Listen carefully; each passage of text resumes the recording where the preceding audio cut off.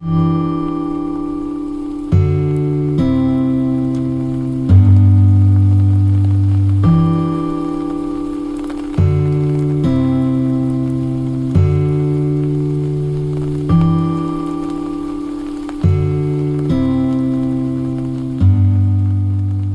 sisi saya menikmati itu baru sampai di Jawa, di timurnya Jawa. Kalau untuk mengarah ke atasnya lagi, saya masih berpikir mudah-mudahan saya punya rezeki lagi lah bisa arah sana. Ya kan? Karena melihat pembangunan Indonesia ini besar, Bang. Dan saya tahu sekali bahwa pembangunan Indonesia tidak merata. Jadi hari ini mungkin pemerintahan Jokowi hari ini membangun ke arah sana, cemburunya itu positif, bagus. Gitu. Jadi semua harga-harga juga sama gitu. Jangan ada lagi yang bilang katanya satu sak semen sama tibanya untuk kita membeli satu handphone yang dengan harga segitu, bayangkan begitu mahalnya kan. Makanya cemburu saya positif. Nggak apa-apa. Kalau dibangun di sana pasti akan balik lagi.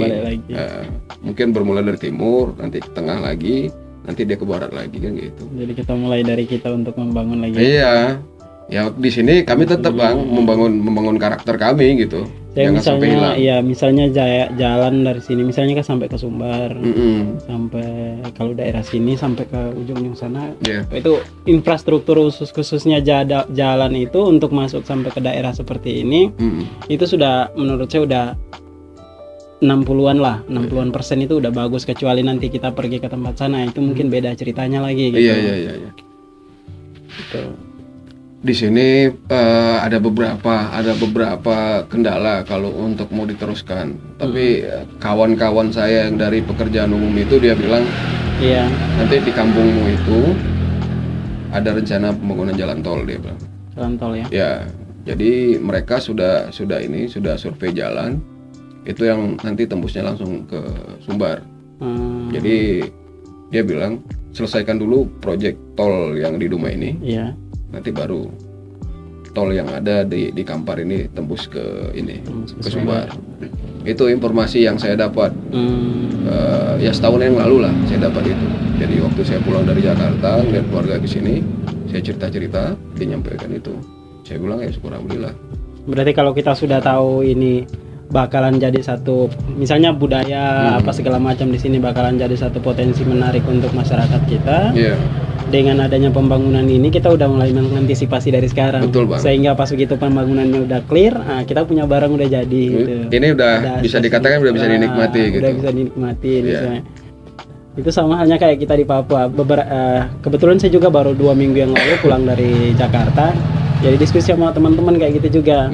Di Papua itu sekarang dari Sorong sampai di Merauke itu sudah mau ada jalan yang kayak hari ini kalau misalnya kita ke Sumatera atau Jawa, itu kita bisa dari ujung ke ujung dengan transportasi darat dan itu membutuhkan waktu yang sedikit dan budget yang tidak terlalu mahal. Betul. Beda sama kita di Papua. Kita harus naik kapal laut, butuh waktu yang lama. Dengan naik pesawat yang butuh budget yang besar. Iya, besar ya. Untuk sampai misalnya dari Sorong sampai ke Merauke saja itu. Itu transit berapa kali itu, Bang? Itu kalau naik pesawat, kalau naik pesawat itu bahkan di sana, Bang, itu hampir setiap kabupaten itu punya bandara. Oh, gitu ya? Iya. Sorong punya sendiri. Raja Ampat punya sendiri. Nanti kabupaten saya misalnya Kaimana, dia punya sendiri, Pakpak punya sendiri. Iya.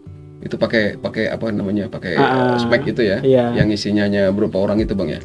Iya, ada sebagian daerah memang pribadi. Sama waktu kita dengan Indragiri Ulu Rengat dulu. Kalau dia naik ke pegunungan misalnya dia pakai lebih banyak pakai Susi Air gitu. Susi Air kan pesawat yang ini. Baling-baling depan itu. Betul. Ya gitu. Jadi untuk Trans Papua sekarang itu kami udah mulai diskusi sama kawan-kawan ya gimana kita membuat persiapan untuk ini. Barangnya ini kalau ada, lalu kita punya potensi ada, kita nggak ngangkat, orang lain lah yang nikmatin dan kita tinggal. Iya betul, Bang. Makanya kita antisipasi dari sekarang. Jangan sampai nanti bisa katakan seperti ini, Bang. Hari ini sejarah ini lebih tua daripada sejarah Minangkabau. Di sini ya? Ya, lebih tua kita di sini daripada di Minangkabau. Karena apa? kita lebih dahulu besar, baru adanya kerajaan yang betul-betul diakui, Pagaruyung itu. Pagaruyung ya. Ya, kan itu kan perpanjangan tangan dari Majapahit tuh. Sedangkan Majapahit pendahulunya kan Singosari. Singosari juga udah sampai ke sini. Sini lagi. Lebih dahulu di sini lagi. Jadi perpanjangan tangan untuk secara adat itu dia letakkan itu ada kerajaan Gunung Sailan. Nah, jadi itu bisa ditarik, kita bisa mencari waktunya, dan itu memang sudah banyak ceritanya, sudah banyak, dan itu memang orang untuk menggali itu memang sudah banyak. Lain halnya dengan Kuntu ini, Bang. Kuntu ini disebut gitu ya. Itu tidak ada peninggalan, Bang. Yang ada peninggalannya itu hanya makam Syekh Burhanuddin. Sedangkan ada 4 sultan ini kita bisa mencari dulu, Bang. Kita akan berupaya eksplorasi, kita gali semua potensi-potensi. Mulai misalkan kita dapat cerita, kita ambil, nanti akan kita jajaki, kita jalani lagi. Ibarat kami ini mencari harta karun gitu, Bang. Yeah. Seperti itulah kami melakukannya sekarang. Tapi alhamdulillah setiap peninggalan itu sudah ada yang memberikan, kita ambil dokumentasi. Ya kan, mungkin abang udah lihat yang rumah yang di depan, ini Tua Palembang itu, ya kan, karena ada hubungan kekerabatan yang kuat, Bang, dengan Palembang. Artinya Sriwijaya dan Kuntu Toroba ini dari dulu itu sudah ada terikat nama emosi. Kerajaannya Kuntu, Kesultanan Kuntu. Kesultanan Kuntu. Ya. Kesultanan Kuntu. Itu udah sangat ini, Bang, udah sangat bisa dikatakan ya udah ibarat kita udah selalu berhubungan gitu, Bang. Iya. Udah selalu berhubungan kayak gitu. Saudara. Udah kayak saudara gitu. Jadi ada juga kawan-kawan yang sudah sampai di sana itu menyatakan bahwa peradabannya sama seperti kami yang di sini gitu. Mungkin bisa jadi bahasanya juga hampir sama, mungkin dialeknya aja yang berbeda. Udah itu yang akan kami gali, Bang, akan kami gali. Dan umur panjang, rezeki kami juga ada. Kami akan menelusuri ini melalui air, Bang. Melalui air sungai ya. Ya, itu yang akan kita lakukan nantinya. Tapi sebelum itu kami mau lengkapkan dulu tentang kami yang ada di dalam ini. Referensi yang ada di sini. Kami juga akan ke Arubarumun sama ke Pasai, karena ini perpanjangan tangan langsung dari sana, Bang. Dari kerajaan Pasai juga ke sini. Setelah itu kami akan coba untuk menelusuri. Makanya hashtag kami itu membuat kami semangat itu, kami buat hashtagnya Kuntu Mendunia. Karena pada zaman itu dari sini hasilnya untuk Asia Tenggara. Hasil rempah-rempah yang ada di sini untuk Asia Tenggara. Artinya kan udah mendunia itu. Udah kemana-mana, udah ke Arab, udah ke Cina, udah kemana-mana, Bang, hasil yang dari sini. Bahkan mungkin kalau Portugal kan dekatnya dengan yang timur. Yang dinikmatinya kan daerah-daerah Ternate sana. Kalau untuk rempah-rempahnya, iya kan? Dia nikmati yang arah-arah sana kan. Kalau yang di sini Cina, Bang. Bahkan di sana itu kita masih ketemu sama orang yang keturunan Portugal. Masih banyak kan? Yang ke Manado, ya kan? Di Ambon. Itu banyak orang yang kita lihat. Kalau di sini abang bisa lihat wajah-wajah kami di sini itu Orientalnya juga ada, Arab-Arabnya juga masuk gitu. Ya kan, kalau orang Yaman, ya wajahnya itu turunan kawin-mawin dulu gitu. Jadi ya hal yang lumrah lah, Bang. Ibarat di sini pusat perdagangan yang terbesar, siapapun ada di sini. Makanya saya Burhanuddin sampai ke sini, Bang. Seorang wali pasti yang akan dia datangi itu tempat yang paling ya bisa dikatakan orangnya banyak, perilaku manusia juga komplit. Makanya dia sampai ke sini. Itu, Bang. Kalau di mana ya? Ada satu daerah yang semalam aku bilang itu di mana? Di sana saya ada bukan ketemu sih, ada kawan-kawan cerita makam. Saya pernah camping di situ selama 3 hari juga, dan malam kayak dibilang muhasabah gitulah. Jadi kami nyebrang sungai untuk sampai ke makam itu, dan makam itu daerah Kuningan anak ndak kubu aja. Ndaknya yang disebut de Bang Iwo tam ada jembatan gantung. Kayak Jembatan Gantung tuh ada makam. Jadi kalau kita mau dari desa, ada desa gini, kita mau ke makam itu kita harus nyebrang pakai jembatan gantung. Abang maksudnya dari mana? Maksudnya di desa ini. Awalnya abang maksudnya dari mana? Dari Gema kan dari mana? Kalau nggak salah Gema, pokoknya nama Gema ini nggak asing lah. Jadi mungkin. Soalnya berarti bang dulu naik sampat but ya. Enggak, waktu itu pakai bus kami masuk ke sana. Berarti udah paling ujung dari sini. Oh, udah paling ujung sana Gema. Gema bang. Oh, Gema lah berarti. Kalau naik bus berarti naik Gema lah. Tanjung Belut berarti. Bukan. Kaur Kuning kan. Kaur Kuning. Nanti dia Pakai punya nanti dia punya tempat camping itu kayak yang di sungai ini, itu Gema ya. Gema. Itu kan kalau nyebrang jembatan gantungnya itu di sana lagi ada kuburan tua kata warga setempat, memang itu kuburan bersejarah juga di daerah situ. Mungkin sampai Songgang kali.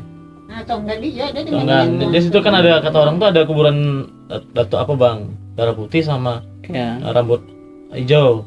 Bahkan waktu malam kami di situ itu memang cowok-cowok yang karena di kumpulan komunitas itu semuanya cowok yang kesurupan rombongan bang rame di situ. Di Songgan apa organisasinya? Itu juga bakal kita dapatkan itu bang. Jadi perlahan pasti yang di sekitaran ini bang, daerah-daerah Toba itu salah satu menyangkut hubungannya itu dengan Tuan Kurau. Tuan Kurau itu di sejarahnya di oral history itu anak hasil pernikahan darah. Dia ditenggelamkan di dalam Toba itu, ya kan, diikat pakai batu, ditenggelamkan di Toba. Karena pamannya nggak sampai hati kan, dia sayang dengan keponakannya itu. Ikatannya ini itu nggak kuat. Lewatlah saudagar kaya, pedagang dari Sumatera Barat. Guru ngaji yang begitu kuat imannya, dia selamatkan. Dia didik secara agama karena dia tahu ini anak bukan anak sembarangan. Istilah kalau kita lihat dia keturunan raja, darah biru lah dia. Dia dipelihara, dibesarkan, dan pada akhirnya dia sama besar seperti Tuanku Padri, Tuanku Imam Bonjol, ya kan, Tuanku Tambusai, dan dia Tuan Kurau. Jadi kalau menurut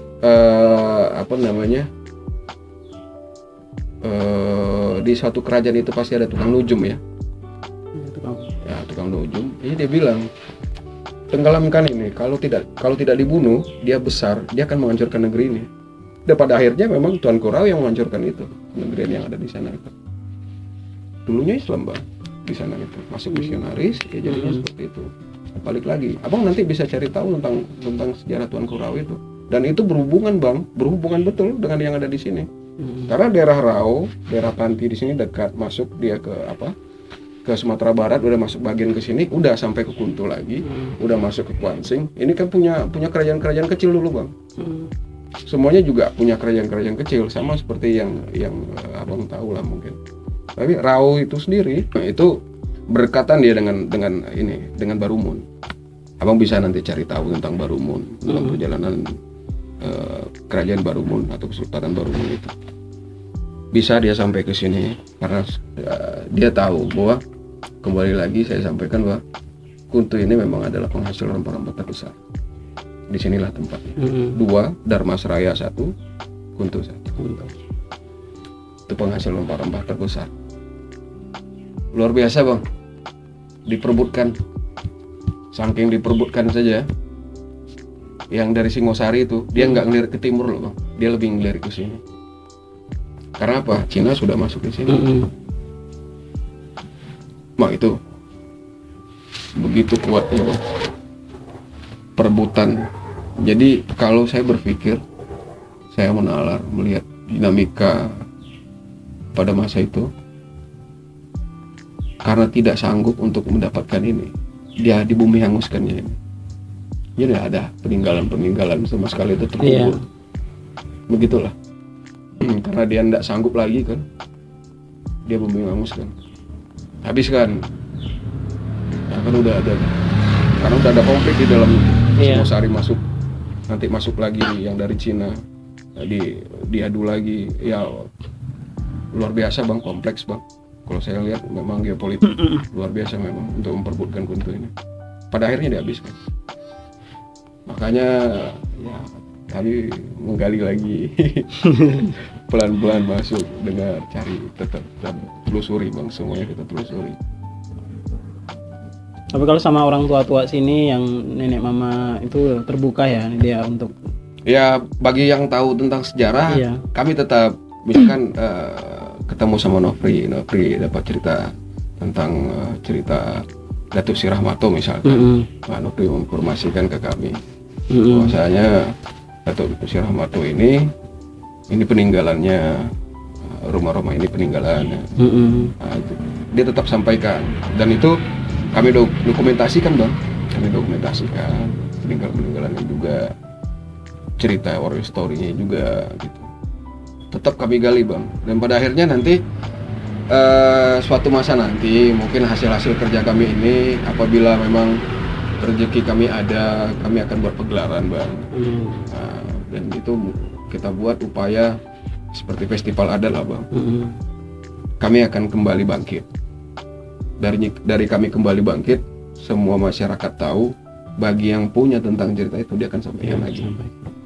Jadi ini kami berupaya supaya ini tidak tenggelam gitu bang. Kalau tenggelam kami tarik bang gitu. Gimana caranya supaya ini selamat?